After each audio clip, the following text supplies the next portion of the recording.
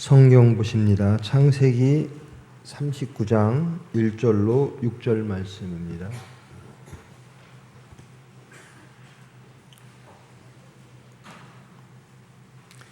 창세기 39장 1절로 6절 말씀 봉독합니다.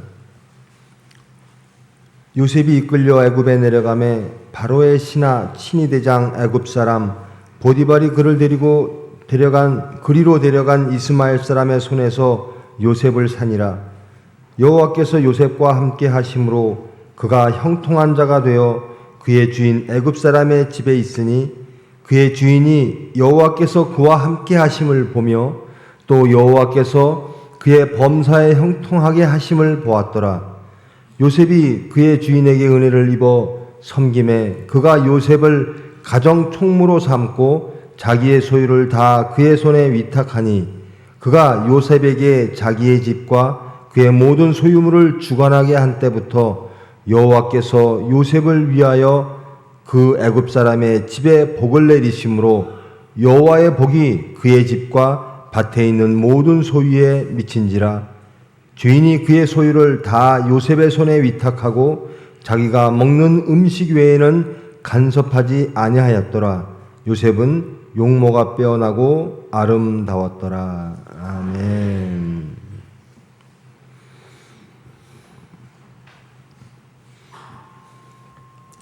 여러분, 하루 동안 좀 정직해지셨습니까? 하나님은 우리의 모든 것들을 다 아시지요?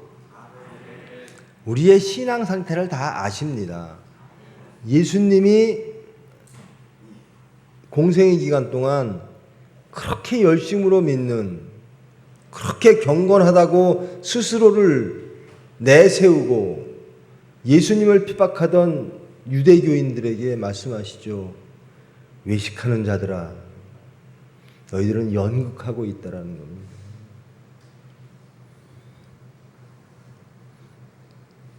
우리의 신앙에 대해서 좀 더 정직하고 우리의 삶의 모습에 대하여 좀 더 정직하게 용기를 가지고 믿음으로 하나님 앞에 나아갈 때 하나님의 구원의 섭리가 그리고 하나님께서 우리를 들어 쓰시는 그 일이 그 속도가 더욱더 빨라지고 더욱더 커질 줄 믿습니다.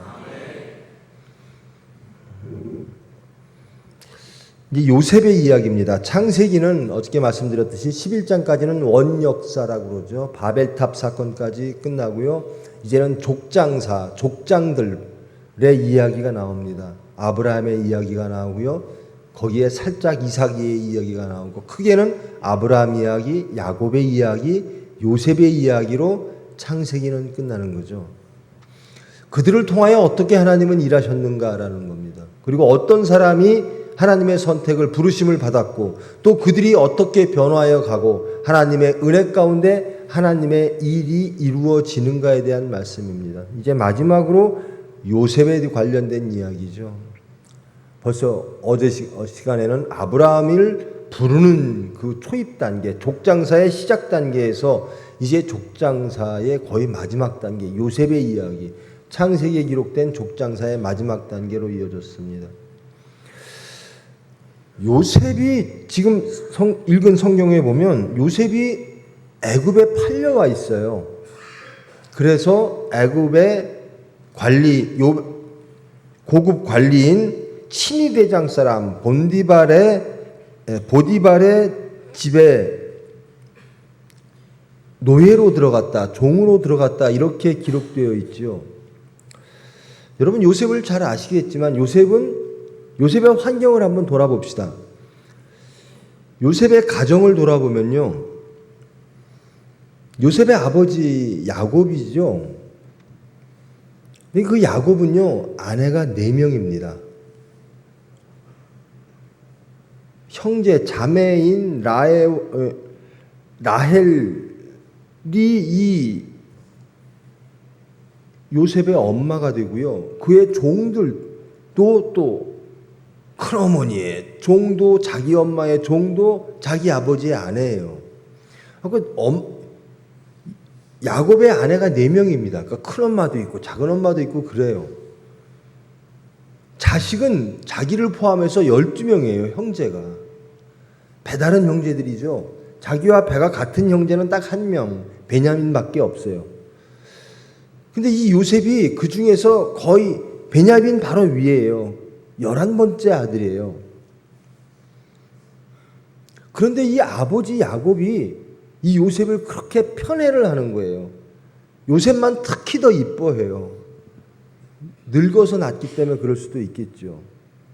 뭐 여러 가지 이유가 있지만 특별하게 이 요셉을 편애하는 이유를 밝히지는 않아요. 늙어서 낳았다라고만 말하고 있죠. 그러니까 요셉을 보면요, 갈등 구조 속에서 태어난 아기예요. 형제가 11명이고요. 그것도 배다른 형제입니다. 4배에서 난 아기들이거든요. 질투하고 질시할 수밖에 없어요. 그런데 그런 구조 속에 불을 지르는 게 요셉입니다. 요셉은 팔려오기 전에 어떤 사람으로 형제들에게 알려졌냐면 고자질 잘하는 사람. 형제들의 무슨 문제만 생기면 아버지한테 다 고자질하는 아들. 그렇게 알려진 거예요. 그러니까 형제들이 좋아할 리가 없죠. 또 하나는 꿈꾸는 자 이렇게 불렀습니다. 이 요셉은 꿈을 잘 꿨던 모양이에요. 근데 그 꿈이 형제들이 보기에 듣기에 못마땅한 꿈만 꾸는 겁니다. 그리고 그 꿈을 꾸면 자기만 알고 있는 게 아니라 다 말을 해요. 고자질 잘하죠. 또 형제들이 받아들이기 어려운 시기할 수밖에 없는 꿈을 꾸어서 막 속을 뒤집죠. 그 중에 꿈 중에 하나가 성경에 나와 있는 꿈이죠. 꿈을 꿨는데 해와 달과 별 11하가 나에게 절을 하는 꿈을 꿨습니다. 그거를 아버지와 형들이 있는 데서 얘기를 해요. 그러니까 아버지 야곱이 그러죠. 아니 아버지와 내 어머니와 내 형들이 다 형제들이 너한테 무릎을 꿇는다는 거냐? 너한테 복종한다는 거냐? 근데 이 꿈 얘기를 아버지인 야곱은 그래도 마음에 품어두는데요. 형제들은 정말 보기 싫은 거예요. 구조적으로 요셉이 사랑받고 잘 화합되어지는 그런 과정에서 태어난 게 아닌데 또 요셉의 기질조차도 성경은 뭐라고 말하고 있지 않습니다. 왜 그랬나 말하고 있지는 않은데 어찌됐든 고자질 잘하는 어린아이였고 또 꿈을 잘 꿔서 그 꿈을 또 형제들 부모님에게 말해서 미움을 살 수밖에 없는 어린아이라고 기술이 되어 있어요. 그것 때문에 요셉이 형제들의 미움을 받아 애굽 땅으로 팔려오게 된 겁니다. 근데 요셉은 아버지 말은 참 잘 들었던 아이였던 것 같아요. 큰 형들이 양떼를 치러 광야로 나가면 아버지가 걱정이 되니까 요셉을 시키는 겁니다. 요셉아, 네가 가서 형들 그 양들 어떻게 돼 있는지 한번 보고 와. 그러면 그것을 볼 때까지 헤매는 거예요. 형들과 양들이 여기에 있나? 정해진 곳에 가면 없어요.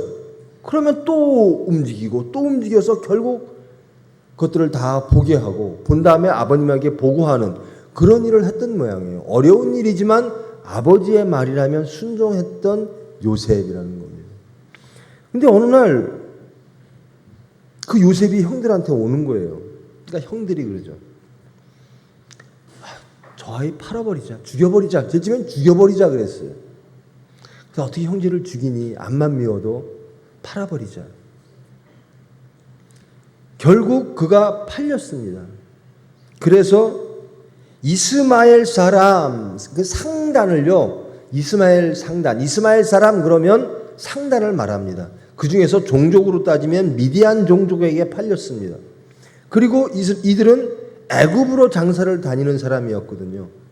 그 형제들에 의하여 장사꾼에게 팔려서 애굽 땅에 이집트에 오게 된 거예요. 자, 이 요셉의 형편을 한번 보십시다. 그 가정 속에 화목한 가정도 아니고 시기와 질투와 갈등이 있는 가정에 거의 막내로 태어나서 또 성격도 그들에게 막 이쁨 받는 성격도 아닌 그런 처지에 그것들로 인해서 먼 이방 땅 이집트로 팔려온 요셉. 여러분 어떻습니까? 이 요셉. 이 요셉에게 무슨 희망이 있겠습니까? 무슨 소망이 있겠습니까? 이 요셉이 할 수 있는 게 이방 땅, 어린 나이에 이방 땅으로 팔려온 요셉이 할 수 있는 게 무엇이 있겠습니까? 요셉이 의지하고 믿을 수 있는 게 무엇이 있겠어요? 아브라함이 하나님에게 불려올 때 그는 하나님의 목소리를 들었다라고 성경은 말하고 있죠.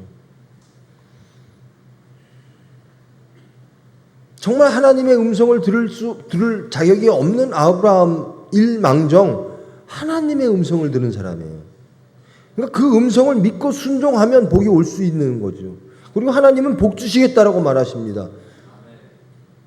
아브라함이 훨씬 든든한 거죠. 근데 이 요셉은 하나님의 음성도 안 들리고 자기 성격도 그리 형제들을 포용하고 잘 이끄는 그런 성격도 아닌 것 같고 하여튼 여러 형편 속에서 이방 땅의 종으로 팔려온 신사가 돼버린 거예요. 여러분 이 요셉 모습 속에서 하나님의 복이 보입니까? 이 요셉 참 축복받은 사람이네. 그렇습니까?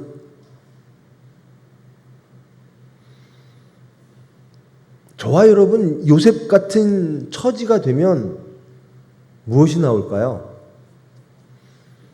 나는 안 보이는 겁니다. 형제들 원망하겠죠. 우리 형들이 나를 이렇게 했어. 해도 너무해. 나를 팔아 넘겨서 외국에 종되게 했어. 우리 아버지가 나를 얼마나 이뻐했는데. 굉장히 섭섭하고 좌절하고 원망하고 분하고 그랬겠죠. 그리고 좌절했겠죠. 저와 여러분 그럴 수밖에 없는 형편이에요. 이 요셉에게. 근데 하나님은 이 요셉을 통하여 아브라함에게 약속하신 언약, 복 주시겠다는 언약을 이행하신다라는 겁니다. 저와 여러분이 어떠한 처지에 있든 어떤 모습으로 지금 이 자리에 나와 있든 하나님이 복 주시겠다라고 하는 언약은 저와 여러분의 형편에 관계없이 하나님의 주권으로 하나님의 은혜로 이루어질 줄 믿습니다. 그래서 우리가 요셉을 자세히 봐야 돼요. 이 요셉은 어떤 자인가? 이 요셉이 정말 복받은 자인가? 왜 이 요셉이 이집트에 이방 땅으로 팔려오게 되었을까? 여기에 하나님의 뜻은 없는 걸까? 제가 하나님을 참 잘 믿는다 이렇게 말은 못해요. 하나님 뜻대로 다 100% 살고 있다 이렇게 말은 못해요. 내가 모르는 죄도 많을 테니까요. 그런데 항상 사건 속에서 그리고 시간 속에서 저는 소망하는 거예요. 하나님이 이 사건을 어떻게 이끌어 가실까? 제가 맡고 있는 게 총회병원이잖아요. 이 사건을 주시면서 하나님은 우리의 총회병원을 어떤 모습으로 바꾸시고 어떻게 인도해 가실까? 전 그게 굉장히 궁금해요. 하나님이 어찌 일하실까라는 거예요. 사건이 쓰러지고 좌절할 수밖에 없고 이 요셉과 같은 절망의 환경에 빠질 때 좌절하지 아니하고 하나님을 보게 된다는 겁니다. 저는 이게 저에게 가장 잘하는 것 같아요. 제가 가장 잘하는 게 어떤 사건 속에서도 하나님을 찾는다라는 겁니다. 하나님이 왜 이런 사건을 주셨을까? 나를 왜 이렇게 쓰러뜨리실까? 왜 세상이 나를 이렇게 공격하게 만드실까? 내가 왜 하나님을 안 보고 세상을 바라보게 만드실까? 쓰러지는 순간 속에, 죄악의 순간 속에, 좌절의 순간 속에, 오만과 교만의 순간 속에서도 하나님을 바라보게 하신다는 겁니다. 전 이게 복이라고 생각해요. 오늘 성경은 이렇게 말합니다. 팔려온 요셉에게 2절 말씀입니다. 이 노예로 팔려온 그 어린 요셉에게 여호와께서 요셉과 함께 하심으로. 여러분, 여러분의 지금 현재의 삶이 보시기에 만족합니까? 난 물질적으로도 만족하고 경제적으로도 만족하고 지식적으로도 우리 부부 사이도 우리 자녀도 다 만족해. 그렇습니까? 난 신앙도 만족해. 그렇습니까? 형통하다라는 말이 있죠. 형통하다. 그가 형통한 자가 되어. 여러분의 자녀를 포함한 모든 여러분과 관계된 모든 이들이, 그리고 여러분의 가정이 형통하기를 바라시죠. 성경은 뭐라고 말하면요, 하나님과 함께 함으로 형통하다라는 겁니다. 내 처지가 내가 볼 때는 참 불만족스러워요. 세상도 그렇게 말을 해요. 저 사람 하나님 믿는다고 하는데 도대체 사는 모습은 저 모양이야.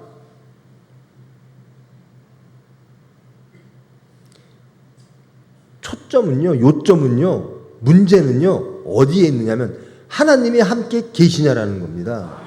하나님이 함께 계시면 세상의 어떤 판단도, 어떤 환경도 아무 문제가 되지 않는다라는 겁니다. 요셉은 노예입니다. 종입니다. 여러 가지 문제가 많은 사람이에요. 환경적 문제가 많은 처지에 놓여 있어요. 그런데 하나님이 함께 하시니까 요셉은 형통하다라는 겁니다. 내가 세상적으로 무엇을 가져서가 아니라 하나님이 함께 하셔서 나는 형통한 사람입니다. 여러분이 그렇게 느끼셔야 되는 거죠. 나는 형통한 사람이에요. 나는 행복한 사람이에요. 왜? 하나님이 계시니까. 내가 하나님을 찾으니까. 하나님이 나를 부르시니까. 말씀이 오니까 나는 행복합니다. 여러분을 행복하게 하는 게 뭐죠? 나는 무엇이 있으면 행복할까?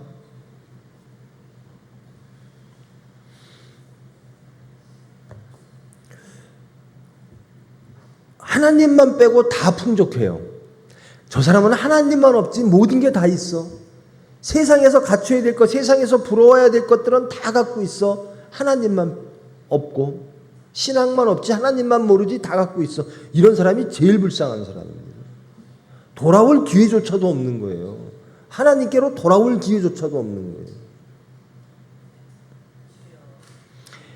아무것도 없더라도 하나님이 계시면 형통합니다라는 겁니다.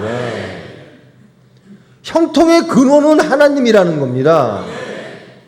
당연하죠. 창조의 하나님이신데요. 복의 근원은 하나님이시라는 겁니다. 내가 잘 살아서, 내가 똑똑해서, 내가 열심히 일해서, 내가 유능해서 복 받는 게 아니라 하나님이 허락하실 때 복 받는 자가 된다라는 겁니다.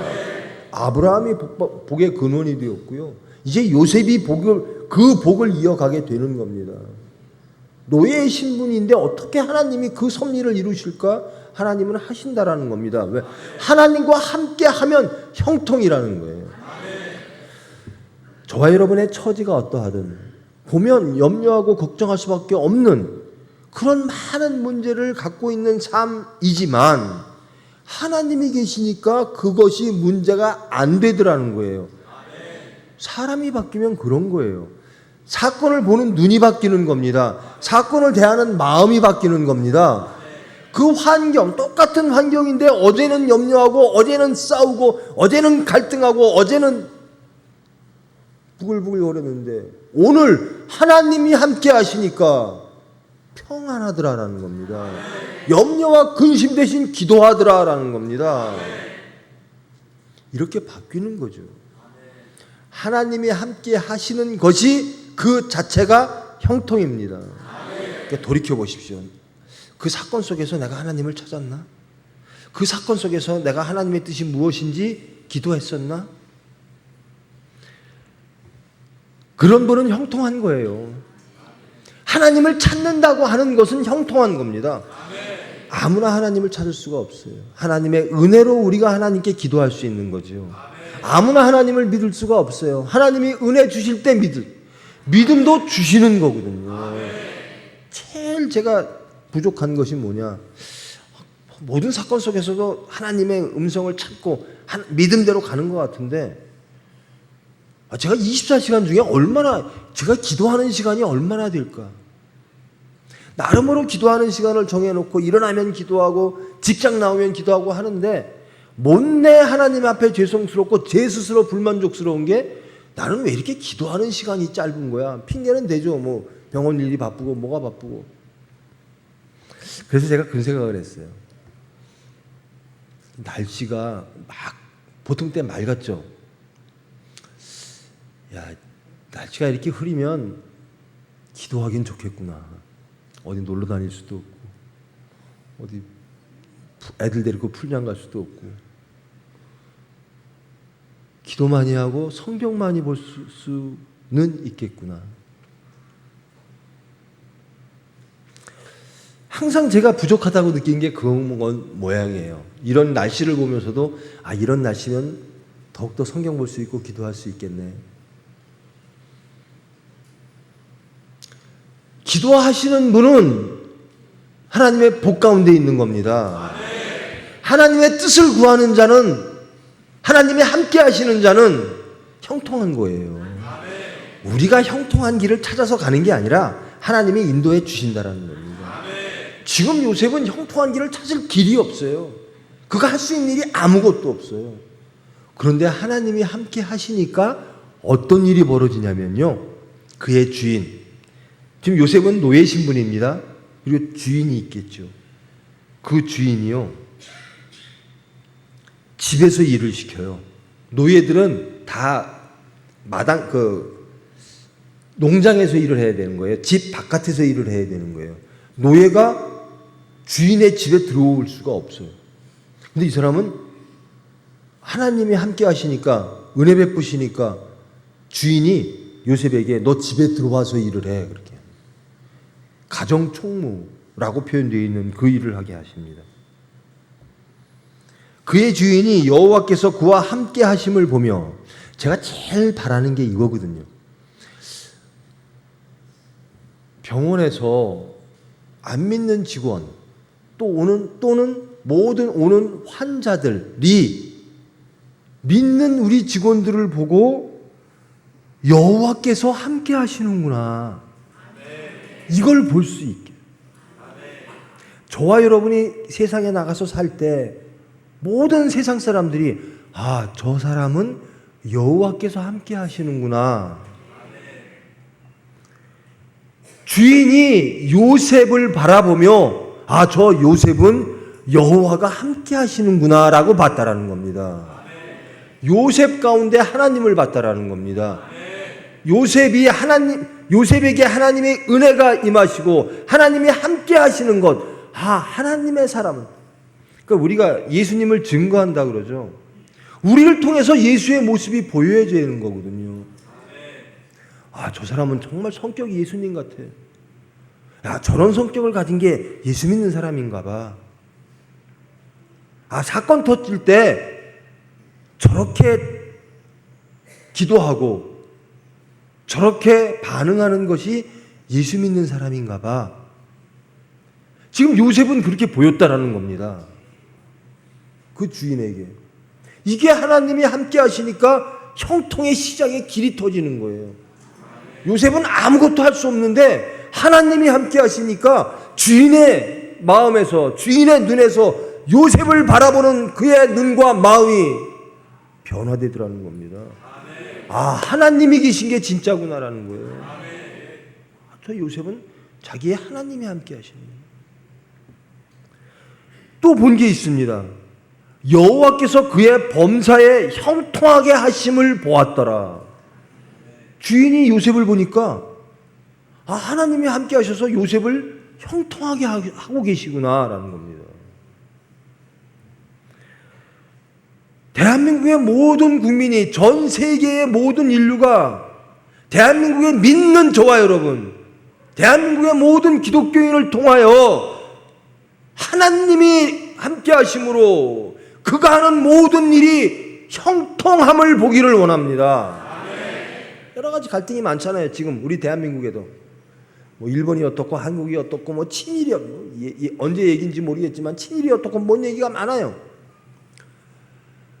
저는 바라건대 여호와께서 범사에 형통하게 하심을 모든 이들이 보기를 원합니다.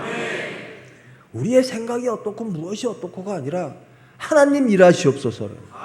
이 문제를 하나님이 해결하시옵소서. 하나님 뜻대로 하시옵소서라는 거예요. 예수님께서 절대 명령을 하셨죠. 너희들은 땅 끝까지 나를 증거하라.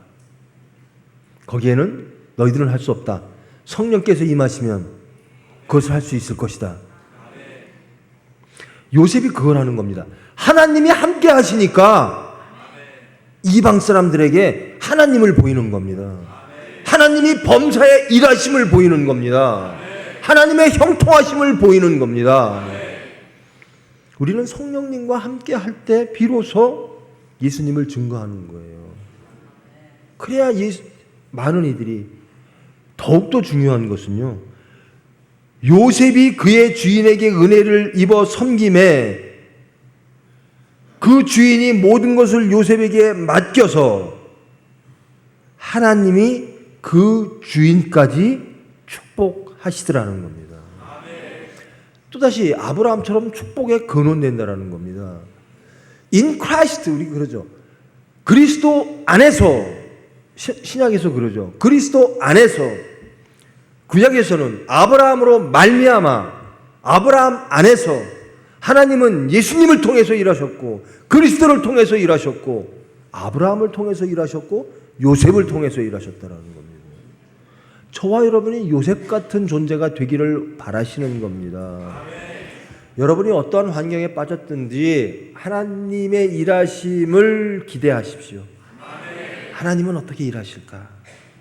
우리의 이 사건 속에서 하나님은 어떻게 일하실까? 나의 이 억울함 속에서, 나의 이 오만함 속에서 하나님은 나를 어떻게 변화하시고 어떻게 일하실까? 하나님께 맡기는 거예요. 하나님을 소망하는 것. 그러니까 요셉은 소망할 분이 하나님밖에 없는 거예요. 아무것도 없어요. 그것이 가장 안녕한 상태라고 저는 믿습니다. 가장 안전하고 안녕하고 평강의 상태가 무엇이냐? 나는 하나님밖에 없어요라는 거예요. 내가 믿을 건 하나님밖에 없어요라는 거예요. 그렇지 않으면 내 생각과 내 주장들이 나와요. 내가 이렇게 만들어 봐야지, 내가 이렇게 이끌어 봐야지, 내 능력으로 무엇을 해봐야지 하면 오만하고 교만해져요. 전 요셉이 참 부러운 게요, 어찌됐든 하나님의 은혜로, 지속적으로 하나님의 은혜로 요셉이 복받는다는 거잖아요. 그런데 하나님의 은혜, 우리가 참 사람은요 은혜를 몰라요. 사람의 은혜도 몰라요.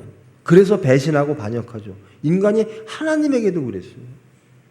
하나님의 은혜로 이렇게 되는데 어떤 경우가 빠지냐면요, 내가 잘해서라는 거예요. 나는 복받을 만해라는 겁니다. 나는 하나님께 인정받을 만해. 자, 나를 봐 그러는 거예요. 근데 요셉은 그런 모습이 안 보여요. 그리고 그런 모습을 보일 틈조차도 하나님은 안 주셔요. 잘 되는 것 같은데 시험이 와요. 모든 것들이 여호와의 복이, 하나님의 복이 요셉을 통해서 그의 주인에 속한 모든 것까지 다 복받거든요. 근데 이것이 깨어지는 사건이 일어나잖아요. 그 보니발의 아내가 이 요셉을 유혹하잖아요.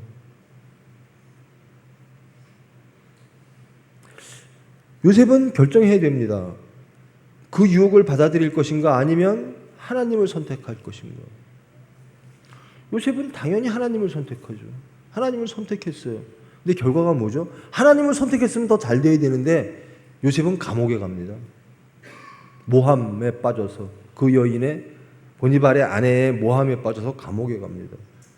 그렇게 자기를 사랑했던 주인도 아내의 말을 듣고 너 내 아내를 겁탈하려고 그랬지. 왕의 신하들이 가는 감옥에 가둬버려요. 이게 형통입니까? 도대체 요셉은 조금만 되려고 그러면 또 망하고 조금만 되려고 그러면 또 망해요. 하나님이 함께 하시는데 무엇이 중요하냐면 감옥에 가는 게 중요한 게 아니라 그 감옥에 들어갔음에도 불구하고 하나님의 뜻은 무엇일까라고 하나님께 구하는, 하나님을 소망하는 요셉의 마음이라는 거예요. 사도 바울이 그렇게 살았어요. 사도 바울이 예수를 증거할 때 그저 하나님의 뜻은 뭘까? 예수님의 뜻은 뭘까? 예수님이라면 어떻게 하실까? 내가 이 환경 속에서 어떻게 복음을 전해야 될까? 감옥에 가도 찬송하고, 그의 생각과 그의 삶은 다 없었다라는 겁니다. 오로지 성령님으로 충만했다라는 겁니다. 이 요셉도 하나님으로 충만한 거예요. 나는 하나님만 선택합니다. 감옥에 들어가요. 이 사람이 꿈꾸는 자였잖아요. 근데 감옥 속에서는 이제 꿈을 해석하는 사람으로 바뀝니다. 뭐 감옥 속에 여러 왕의 신하들이 죄를 지어서 들어오죠. 근데 그들이 꿈을 꾸면 이 요셉이 해석을 해줘요. 당신은 이러이러해서 살 거고 석방될 거고 당신은 이러저러해서 죽을 거야. 그럼 이 산 사람이 있을 거 아니에요. 이 산 사람이 나가면, 그러면서 당신이 나가면 나를 좀, 나의 억울함을 좀 왕에게 말해주세요라고 하면 다 잊어버려요. 알았어 그래 놓고 석방되면 내가 요셉이 나한테 해줬던 꿈의 해석 같은 거 다 잊어버려요. 그럼 또 시간은 지나가는 거예요. 또 계속 1년, 2년 지나가요. 요셉은 계속 억울해요. 여러분, 이게 형통입니까? 요셉은 이 순간에도 하나님을 소망했다라는 겁니다. 하나님을 소망하는 마음은 형통의 마음인 거예요. 화평의 마음인 거예요. 평강할 수가 없어, 저 사람은. 저 사람은 정말 집안에 화평이 없겠네, 염려와 근심뿐이겠네 라고 하는데 화평한 거예요. 요셉은 걱정할 수밖에 없겠네, 요셉은 절망하고 좌절하고 정말 신음밖에 나올 게 없겠네. 그런데 요셉은 안 그런 거예요. 왜? 하나님을 바라보니까라는 거예요. 세상 거 나는 보는 사람이 아니에요, 하나님 보는 사람이에요 라는 거예요. 그러고 나서 그 꿈을 잘 해석해줘서 석방된 그 사람이 한 2년쯤 지냈는데 이집트의 왕 파라오라고 그러죠. 성경은 바로라고 그러는데요. 파라오가 꿈을 꿨어요. 이 꿈을 좀 해석해라 라고 신하들에게 말하니까 이제야 요셉 생각이 나는 거예요. 임금이요, 내가 감옥에 있을 때 내 꿈을 해석해 주던 사람이 있었습니다. 그 사람을 한번 불러서 해보죠. 참 야속하기도 하죠. 자기 석방된 지 2년 후에 그 얘기를 하는 거예요. 새카맣게 잊어버리고. 요셉은 그동안에도 또 감옥에 있는 거예요. 그러나 그 가운데 하나님이 함께 하시더라라는 겁니다. 그러므로 여러분이 닥치는 모든 삶의 사건 속에서 하나님의 때가 언제일까? 그리고 하나님의 계획은 무엇일까? 그것을 소망하십시오. 그것을 궁금해 여기시는 거예요. 내 삶이 어려우고 그게 아니라 그건 어려움에 빠져서 좌절합니다. 하나님이 언제 일하실까? 하나님이 무엇을 원하실까? 여러분, 하나님이 일하시는데 기왕 일을 시키시려면 물질도 좀 많이 주시고 지위도 좀 높게 하시고, 그래서 힘들지 하나도 않게 안 힘든 형편을 좀 허락하시고 하나님 일 시키시면 좋잖아요. 나 좀 그렇게 해주세요. 근데 그거는 하나님의 주권에 속한 일입니다. 하나님은 성경에 신약에 나와 있죠. 어떤 자는 머리로, 어떤 자는 눈으로, 귀로, 손으로, 발로 다 역할이 다른 거예요. 저게 더 편하겠다. 아니에요. 여러분, 저게 참 좋겠다. 그 자리 가보세요. 쉬운 일 하나도 없고 편한 일 하나도 없어요. 그저 하나님이 시키시는 일이면 감사하게 기쁨으로 순종하시기를 원합니다. 사울은 멀쩡했던 사도 바울이요. 종교적으로나 종교적 신분, 사회적 신분, 혈연적 신분 그렇게 나무랄 데가 없어요. 유대 백성 중에서 나는, 그러니까 스스로 막 그러잖아요. 나는 유대인 중에 유대인이야. 나는 종교적으로 사회적으로 다 다들 존경받고 내가 인정받을 만한 사람이었어. 그런데 예수 믿고 나서 잘못된 거예요. 예수 만나고 나서 사도 바울 된 다음에 예수님을 영접하는 사람 된 다음에 매일 가는 게 감옥이에요. 매일 하는 게 굶는 거예요. 매일 하는 게 돌 맞는 거예요. 비난받는 거예요. 예전에는 사도 바울이 예수님 만나기 전에는 그런 삶을 안 살았어요. 근데 사도 바울은 어느 때가 더 기쁘냐? 나는 그 모든 것들을 배설물로 여기노라라는 겁니다. 내 본토와 친척과 아비의 집을 배설물로 여기노라라는 겁니다. 나는 오로지 십자가의 도로만 가겠다라는 겁니다. 내가 고백하는 것은 십자가에 죽고 부활밖에 없다라는 겁니다. 이렇게 변하는 거예요. 사도 바울 예수님 만난 다음에 참 어려워졌어. 이게 세상은 그렇게 볼 수도 있어요. 저 사람 예수 만나갖고 잘못됐네. 어려워졌네. 근데 사도 바울은 안 그런 거예요. 생명을 얻었다라는 겁니다. 영생을 얻었다라는 겁니다. 구원을 얻었다라는 거예요. 이 요셉이 그렇게 변하는 거예요. 바로의 꿈을, 이집트의 왕의 꿈을 해석을 해줘요. 하나님은 그렇게 일하시는 거예요. 여러분이 지금 우리의 형편이 어떻든, 우리의 위치가 어디든 하나님의 뜻을 기대하십시오. 하나님의 뜻을 꿈꾸세요. 하나님의 일은 나에게 어떤 은혜로 오사 나를 어떻게 쓰실까? 젊은이들이 항상 가져야 될 꿈이 그거예요.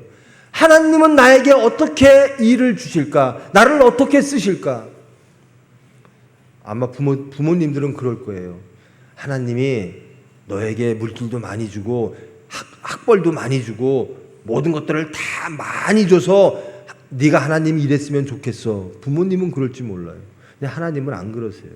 내가 너를 강건케 하여 너를 연단하여 너를 통하여 내 일을 하리라 라는 거예요.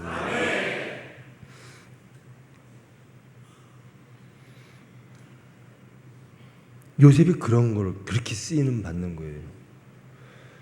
종으로 팔려왔는데 좀 잘 되는 것 같더니 또 감옥 가는 거예요.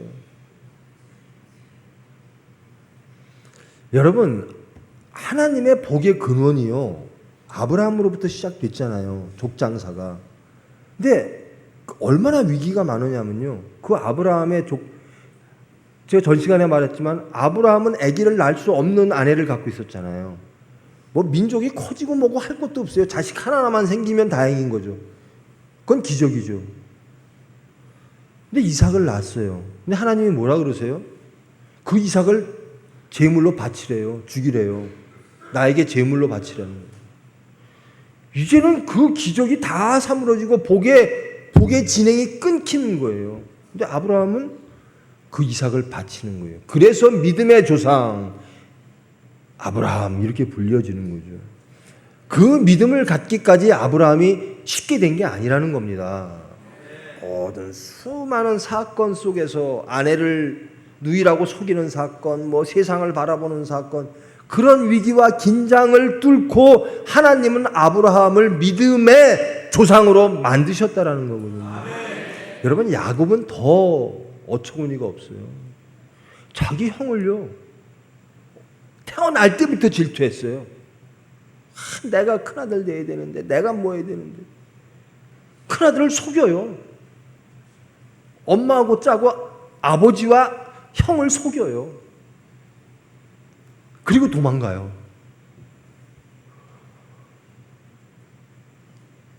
이런 사람들이 어떻게 복의 근원이 될 수 있느냐고요. 이렇게 형편없고 부족한 사람들이. 따라서 복은 하나님의 은혜라는 겁니다. 하나님의 주권이라는 겁니다. 내가 잘나서 복 받는 게 아니에요. 하나님이 만들어 주시는 겁니다. 그 속에서 하나님의 섭리를, 하나님의 은혜를 깨닫는 거죠. 우리가 예수 믿고 구원을 얻었어요. 영생을 얻었어요. 왜 그렇죠? 우리가 잘나서? 아니라는 겁니다. 예수님 때문에 그런 거예요. 예수님이 피 흘려 주셔서 심판받을 수밖에 없는 저희를, 지금도 내가 너를 구원하겠다는, 자, 하나님은 누구신가? 하나님은 창조주이십니다. 하나님은 구원자이십니다. 하나님은 주권자이십니다. 하나님은 우리에게 복 주시는 분이라는 거예요. 자, 우리의 선택은, 우리의 선택이랄 것도 없어요. 하나님은 우리를 끝내 이끌어 가실 줄 믿습니다. 그 믿음으로 가십시다. 복의 야곱 정말 형편없는 사람이잖아요. 형의 입장에서 보면 정말 말도 안 되는 짓거리를 하는 거예요. 엄마하고 짜고 장자권을 야비하게 속여서 팔아먹고 축복까지도 뺏어가고 사기치고 그런 사람이거든요. 하나님이 만들어 주십니다. 도저히 나는 복받을 수 없는 심령이에요. 하나님이 고쳐주셔서 만들어 주십니다. 그래야 은혜가 있어야 감사한 거예요.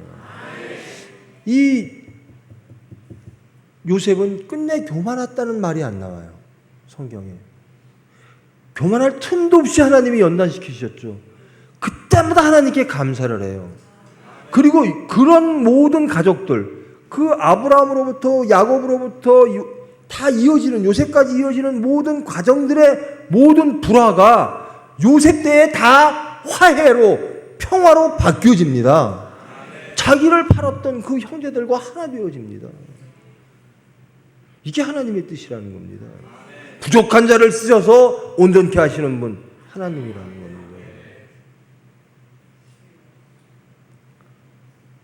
우리가 뭐죠? 진흙으로 만든 정말 아무것도 아닌 그릇에 보물을 남겨주셨어요. 우리는 그렇게 형편없는 자나 하나님이 우리를 사랑하사 우리에게 찾아오사 말씀 허락하시고 피를 흘려주셨다라는 거예요. 하나님이 인간을 창조할 때부터 하나님의 뜻은 무엇인가? 복 주시겠다라는 겁니다. 내 형상으로 너희를 만들었다. 그런데 너희들이 반역했다. 내가 다시 회복시키겠다라는 겁니다. 저와 여러분이 모인 것은 하나님의 형상으로 회복받기 위하여죠. 회복받는 과정 중에 하나님이 우리에게 어떻게 역사하시고 우리를 어떻게 인도하실까? 어떻게 말씀대로 본토와 친척과 아비집을 떠나게 해주실 줄 믿습니다. 요셉처럼 모든 걸 다 잃고도 하나님만 바라볼 수 있는 그런 중심. 아브라함이 계속 실패했는데 요셉은 계속 성공으로 나가요. 그리고 주위 사람들이 요셉을 보고 저 사람은 하나님이 함께하는 사람이구나. 내 이름으로. 저는 가장 영광된 그리고 가장 정말 송구한 게 하나님이 그렇게 말씀하시는 거예요. 구약에 있죠. 너희들은 내 이름으로 나가라라는 겁니다. 너희들이 모든 행함에 내 이름을 걸어주겠다라는 거예요.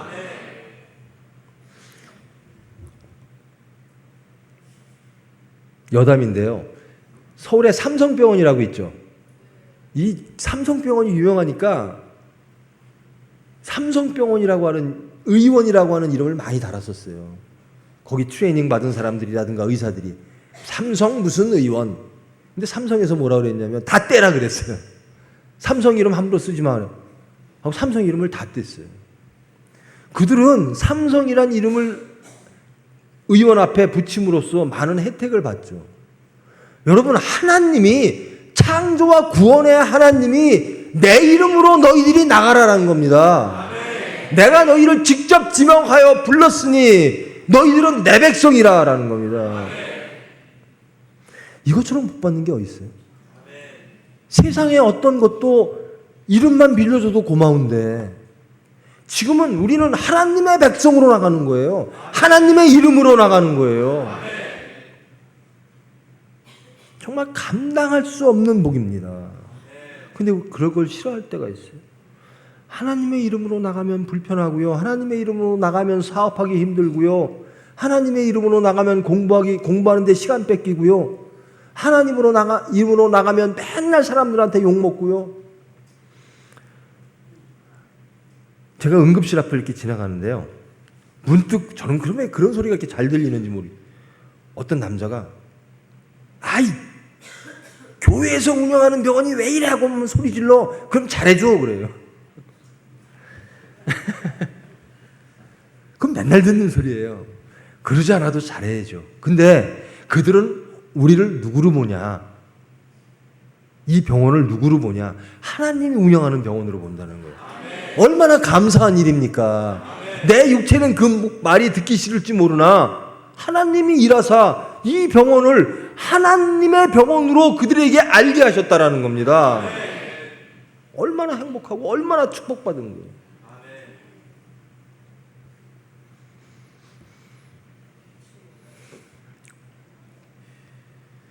여러분,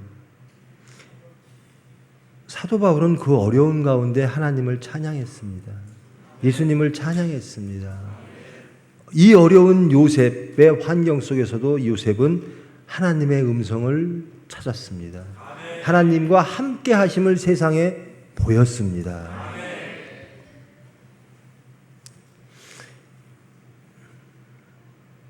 우리 젊은이들 꿈을 많이 가지십시오. 나 하나님을 위해서, 하나님 나라를 위해서 어떻게 쓰임받을까? 가장 궁금한 게 그거여야 돼요. 가장 가슴 벅찬 게 바로 그거여야 돼요. 하나님이 나에게 찾아오실까? 하나님이 음성 주실까? 하나님이 나를 어떻게 쓰실까? 내가 하나님 나라를 위해서 무엇을 하기를 원하실까? 그것이 궁금하고 그것으로 가슴 벅차고 감격하고. 결국 요셉을 통해서 모든 갈등과 불화와 가정의 문제와 여러 인간적 문제들이 하나님이 함께 하심으로 모든 것이 하나 되어졌더라는 거예요. 가족이 하나 되어지는 것, 복의 근원들이 하나 되어지는 것, 그것이 이 어찌 보면 부족해 보이는 이 요셉을 통해서 하나님은 일하셨다라는 겁니다. 교만할 게 하나도 없지요. 제가 서울 어머니 목사님한테 제일 많이 걱정 듣는 게요. 교만. 제가 교만할 만한 사람인가 봐요. 어머니가 보시기에는 아유 저 녀석 교만해. 그게 있었나 봐요. 제가 매번 대신방을 받으며 교만하지 말라는 말씀을 많이 주셨어요.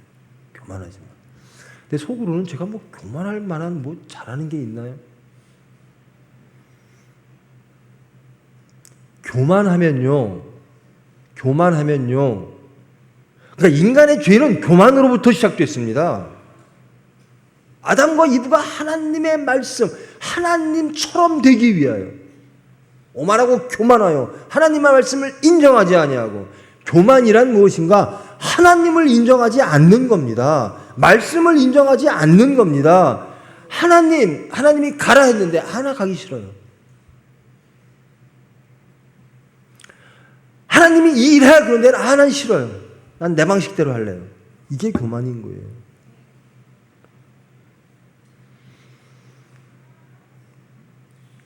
모든 교만을 다 무너뜨리시고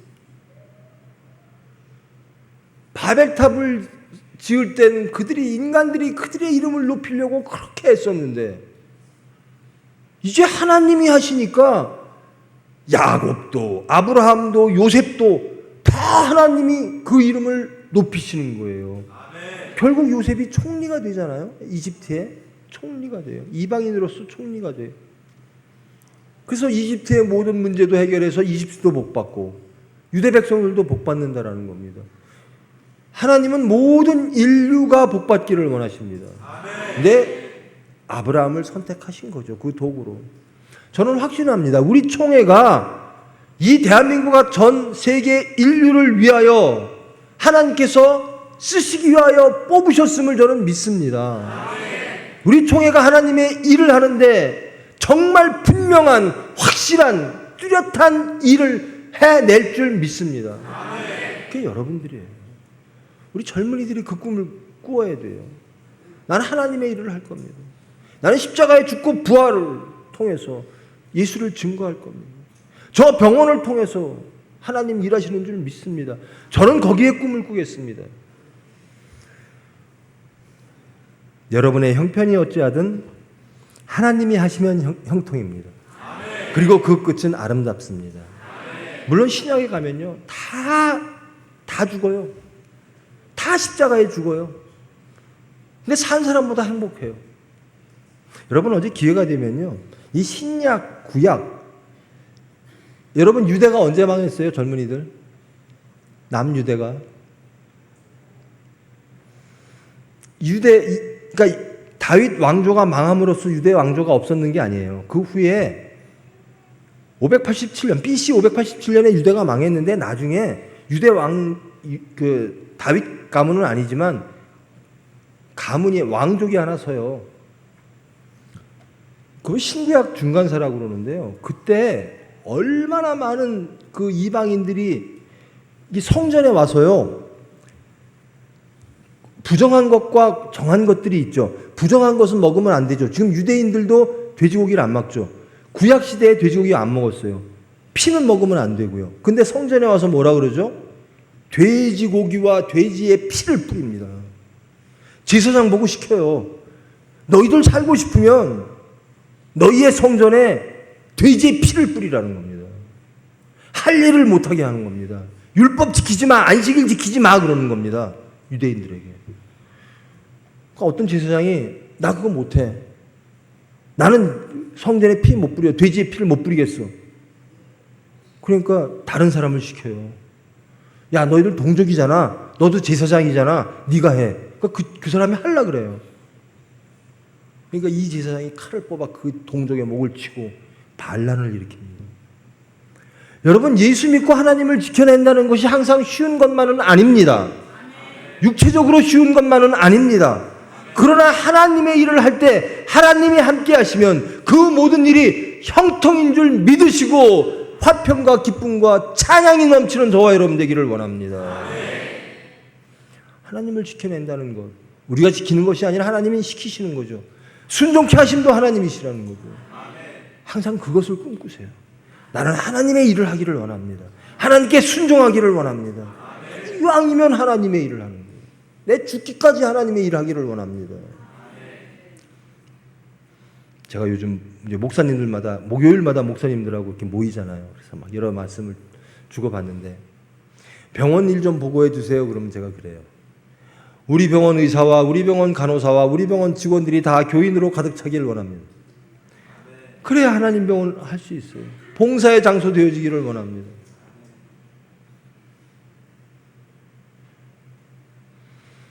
여러분, 그 꿈을 꾸시기 바랍니다. 야곱과 요셉처럼, 아브라함처럼 하나님에게 뽑혀서 온전히 순종함으로 하나님의 일을 하는 그런 사람 되기를 원합니다. 그런 꿈을 꾸시고 소망하는 저와 여러분 되기를 하나님께 기도드립니다. 기도하십니다. 사랑의 하나님, 감사합니다. 말씀을 통하여 위로하시고 깨닫게 하심을 감사합니다. 저희들 아브라함보다 못한 존재였습니다. 야곱보다 더욱더 악한 존재고 약은 존재였습니다. 요셉보다 더욱더 우울하고 좌절할 수밖에 없는 존재입니다. 그러나 그 가운데 하나님이 함께 하심을 봅니다. 하나님 함께 하셔서 우리를 통하여 예수님이 증거되게 하시고 하나님 나라가 확장되게 하시고 하나님 영광받아 주시옵소서. 다 함께 통성으로 기도하십니다.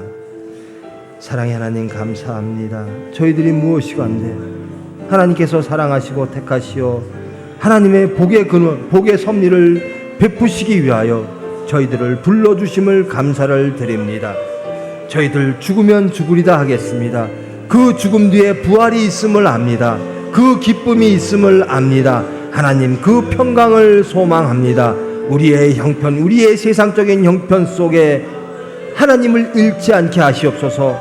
모든 사건 속에서 하나님을 그리워하며 하나님의 뜻을 소망하며 꿈꾸는 저희들 될 수 있도록 주님 은혜 베풀어 주시옵소서. 하나님이 주시는 그 평강과 화평과 기쁨의 삶, 천국의 삶이 될 수 있도록 주님 은혜 베풀어 주시옵소서. 예수님의 이름으로 기도합니다.